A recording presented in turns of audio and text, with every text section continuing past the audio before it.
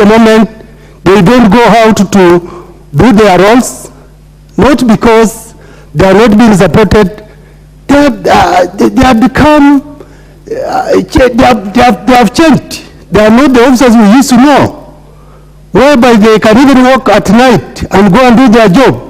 Nowadays, they give a lot of excuse to the public that they don't have vehicles, they don't have fuel, and it is from this house that we pass a law of hiring even vehicles for the officers, which at any time they have good tires, they have fuel, every month they are given fuel, but you can't see them doing this a lot of job as they used to do even those days when they did not have those vehicles. That's why I said this is the right time for us to have such a kind of people in such a commission so that they can bring change to the officers so that they can do the right job to the people of this country.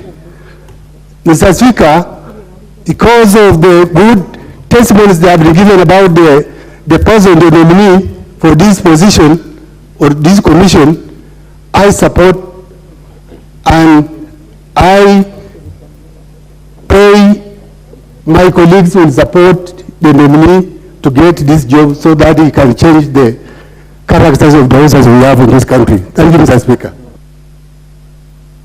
The Honorable Majority Whip, Osoro. Thank you, Honorable Speaker. Honorable Speaker, the police service has come of age, and we all live in this country. We know that we used to have the police force, as it was called then before the inauguration of the new constitution in 2010. Then it turned to be now the National Police Service.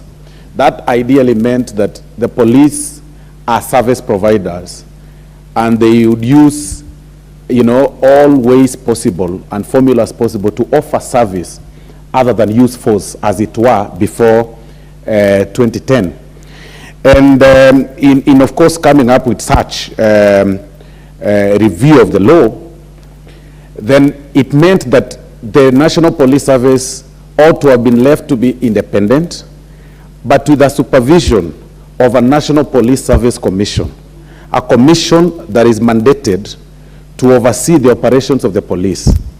Back in the day, the police, the head of the police, then would make autonomous decisions as to who to be promoted from whatever rank, and it would depend on how you dance to the tune of your senior to get to that level. But now it's over, because now we've got a National Police Service Commission that must comprise of people with high integrity, people who've served this country, people who've been in, who have experience from different quarters. And I think the nominee falls nothing short of that, because he's a gentleman that has served this country in various capacities, especially in the practice of the law.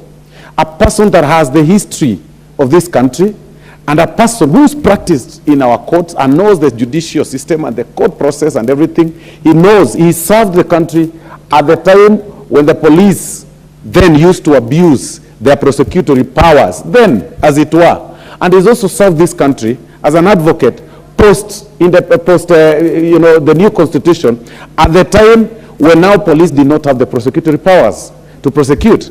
And I think we couldn't get any better person to fill in that position.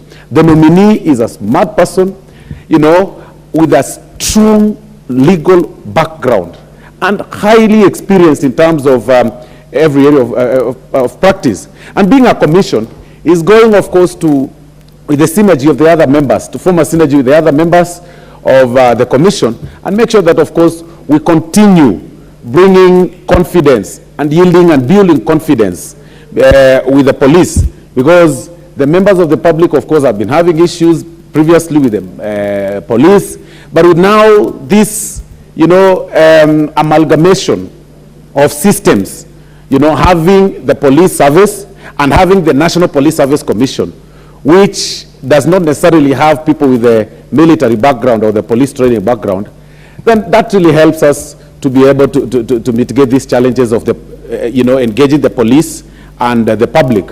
And I think this nominee brings with him the experience